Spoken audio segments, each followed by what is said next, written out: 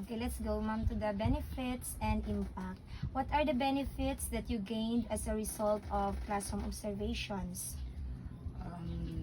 There are a lot of benefits that a teacher can gain from classroom observations. Particularly, classroom observation gives us the chance to discover ourselves also as teachers. Like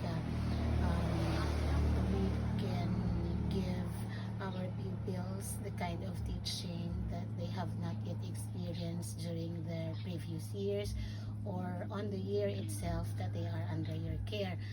Aside from that, it gives us the opportunity to communicate with our other co-teachers, our school heads, and those who can give us assistance, especially when we find it difficult to deliver a particular lesson. Classroom observations, in a way, is stressful on our part because it gives us the more effort to deliver. However, through this classroom observation, we can also give or reflect on how much can we share, and at the same time, we are able to assess ourselves also if we are that good, or we have in a way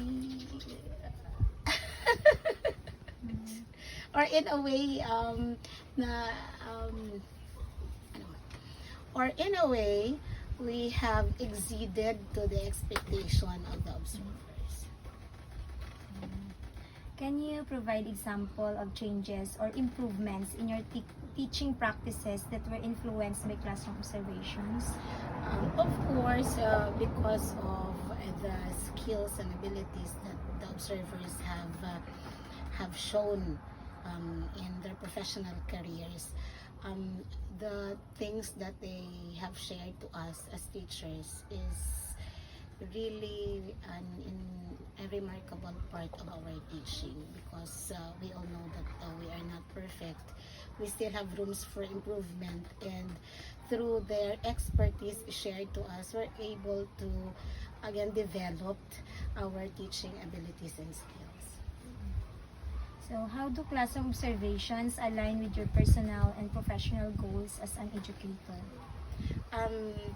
Through these classroom observations, we're able to achieve our one common goal, and that is to give the learners the learning that they deserve. So of course, as teachers, our goal is to make